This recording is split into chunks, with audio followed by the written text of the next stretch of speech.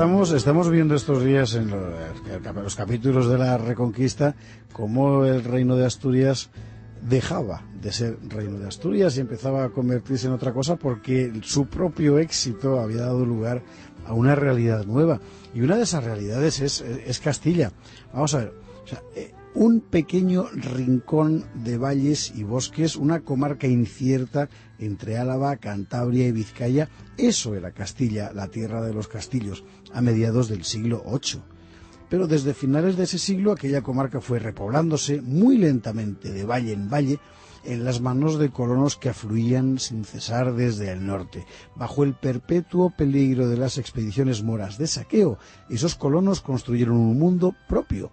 2 siglos después, Castilla ya era una realidad.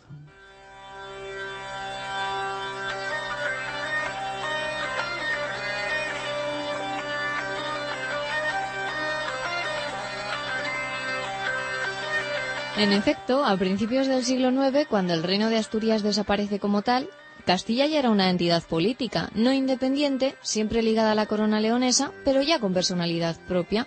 A lo largo de nuestro relato hemos ido viendo cómo esta tierra salía a la luz desde los pasos pioneros de Levato y Muniadona y de sus hijos Vítulo y Hervigio. ¿Qué diferenciaba a esa tierra nueva de las otras regiones del reino como Galicia y León? Muchas cosas. Y sobre esas diferencias se iba a fundamentar el nacimiento de la Castilla histórica. Porque la colonización de Castilla había ido acumulando diferencias sensibles con el resto del reino de Asturias. La primera y más notoria era la permanente amenaza de las incursiones sarracenas, mucho más frecuentes y mucho más mortíferas en el área castellana original que en cualquier otra parte del reino. Y la segunda diferencia importante era la composición social y cultural de los colonos. ¿Por qué? Pues porque aquí en Castilla hay más presencia vascona y goda y menos aportación mozárabe que en Portugal o que en León. Y bueno, una cosa y otra fueron contribuyendo a dar una identidad singular al solar castellano. En primer lugar, la continua exposición a las racias moras hizo que los grandes magnates considerasen muy poco apetitoso asentarse en el solar castellano. Los valles de Mena, Losa y Tobalina, la comarca de la Bureba y el cauce alto del Ebro eran áreas extraordinariamente expuestas al enemigo y con malas posibilidades de defensa. Los colonos que allí fueron instalándose se jugaban literalmente la vida todos los días. Para quien tuviera algo que perder, los beneficios no compensaban el riesgo. Por eso la inmensa mayoría de los colonos castellanos son pequeños propietarios, gentes que partían de una situación de necesidad y para quienes la esperanza pesaba más que el peligro. Y movidos por tal esperanza, acudieron a esta tierra de frontera. Porque Castilla es ante todo una tierra de frontera y siempre lo va a ser. Primera frontera, Castrobarto, Losa, Villarcayo, Valdegovia, Castrosiero. Segunda frontera, un poquito más al sur, ya a orillas del Alto Ebro, pues desde la montaña palentina hasta Trespaderne, Tobalina, Mijangos, Lantarón, Pancorbo. Y luego tercera frontera, ya al otro lado del Ebro y lindando con La Rioja, los campos góticos, Peñahorada, Burgos, Miranda, el Valle de Oca, el río Tirón. Vale la pena coger un mapa y hacer cálculos porque estamos hablando de una porción de terreno muy pequeña, aproximadamente la mitad de la actual provincia de Burgos. Es un avance aparentemente escaso para 2 siglos, pero cuando leemos la brutal secuencia de ataques musulmanes sobre esas tierras, año tras año, asombra que en semejantes condiciones los colonos fueran capaces de seguir moviéndose hacia el sur.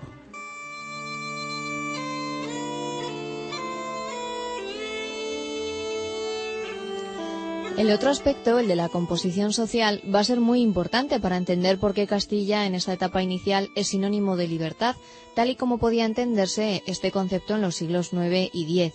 Ni los cántabros, ni los godos, ni los vascones, que ese es el primer contingente humano de Castilla, estaban habituados a una estructura social de servidumbre.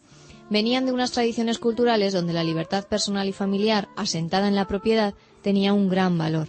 Cuando empiezan a ocupar tierras en el solar castellano, en la estela de su trabajo van haciendo un aparato jurídico muy denso, de complejas relaciones horizontales y verticales, cuyo mejor exponente es el régimen de behetría, ¿Qué es ese régimen? La capacidad para elegir un señor y obedecer solo a quien uno quiera. Algo completamente único en la Europa de aquel tiempo, pero con hondas raíces en la antigüedad germánica e ibérica. Y todo esto conforma una personalidad singular, una identidad. Y aunque es erróneo deducir de aquí, como algunos hacen, una especie de identidad política castellana en el alba de los tiempos, no había tal, sí que puede afirmarse que las particulares condiciones de vida de estos colonos crearon una forma determinada de entender la existencia, tanto la individual como la colectiva. Y esa singularidad castellana se expresa a través de dos personajes de leyenda, los jueces de Castilla, Nuño y Laín, a quienes la tradición atribuye el rango de primeros gobernantes autónomos de la tierra castellana. Hay varias fuentes legendarias sobre este asunto de los jueces de Castilla. Algunos textos remontan el nacimiento de la autonomía jurídica castellana a los tiempos del rey Ramiro I, a mediados del siglo IX. Otros, a los del rey Ordoño II, ya en el primer tercio del siglo X. La leyenda viste el asunto con ropajes trágicos. Tras una severa derrota ante los musulmanes, el rey de León culpa a los condes castellanos, pues estos no habían querido acompañarle en el combate. En consecuencia, prende a los condes y los ejecuta.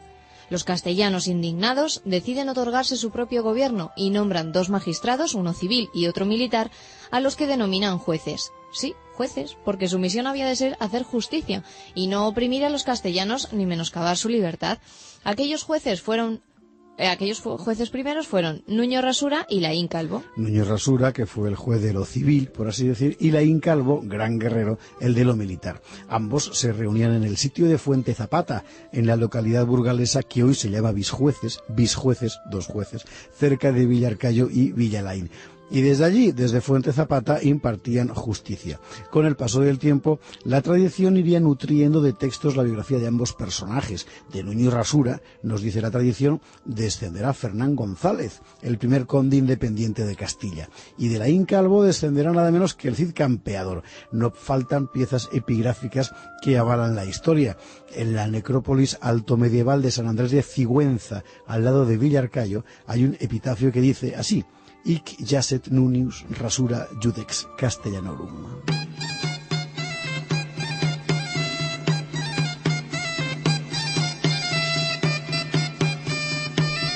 Esta leyenda sigue circulando hoy como partida de nacimiento de Castilla y es una leyenda hermosa, pero hay que apresurarse a subrayar que es solo eso, leyenda. En ninguna parte consta que Nuño Rasura y Laín Calvo tuvieran existencia real y que juntos configuraran algo así como el primer tribunal castellano. Eso sí, esta leyenda, como todas, bebe sin duda en una realidad. ¿Cuál?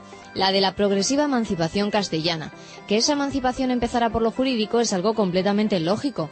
Oviedo y León estaban muy lejos, las comunicaciones eran difíciles y nada más natural, por tanto, que ceder a los castellanos el privilegio de juzgarse por sí mismos. Ya hemos visto en capítulos anteriores que el primer conde de Castilla, Rodrigo, tenía la facultad de presidir los pleitos. Bueno, ¿y en qué consistía esa autonomía jurídica de los castellanos? Bueno, ante todo, en la elaboración de un corpus legal, digamos, propio y basado en la jurisprudencia, es decir, en la acumulación de sentencias regidas por el sentido común y por la equidad. Ese corpus doctrinal, en la cultura medieval española, se llama fuero de albedrío. Hasta entonces, el código que se aplicaba en España era el Liber Judiciorum, promulgado en tiempos del rey Godo Recesvinto, se hace a 654, y que iba a seguir vigente durante muchos siglos con el nombre de fuero juzgo. Pero bueno, ya fuera porque en las nuevas tierras colonizadas se conocía poco el texto, ya fuera porque no había nadie capaz de aplicarlo, el hecho es que en el curso de la Reconquista van apareciendo fuentes distintas de derecho basadas en la experiencia cotidiana. Bueno, pues eso es el fuero de albedrío. El de Castilla es el más antiguo, pero también habrá fueros de albedrío en Aragón y Valencia, por ejemplo. El fuero de albedrío castellano sobrevivirá mucho tiempo. A mediados del siglo XIII apareció una compilación de mano desconocida, el Libro de los Fueros de Castilla, que recoge una gran cantidad de preceptos. Es interesante leerlos porque se trata de una detalladísima casuística que señala derechos de reyes, nobles, hidalgos, y donde el eje central casi siempre es la propiedad, porque Castilla nace como una sociedad de pequeños y medianos propietarios. De esa conciencia de ser dueños de la propia tierra y, por tanto, de la propia libertad, nacerá, andando el tiempo, la noción de hidalguía.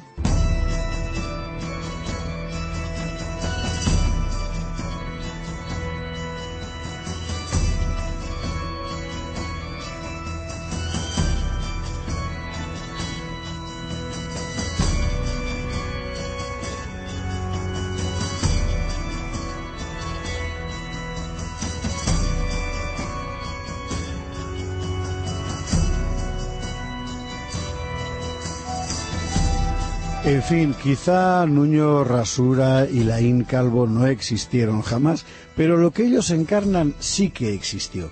Una comunidad de hombres libres, edificada sobre el trabajo, sobre la fe, sobre la guerra. Una comunidad de hombres que protegía sus derechos y que se enorgullecía de ellos. Y eso fue la Castilla inicial, uno de los frutos más logrados del viejo reino de Asturias.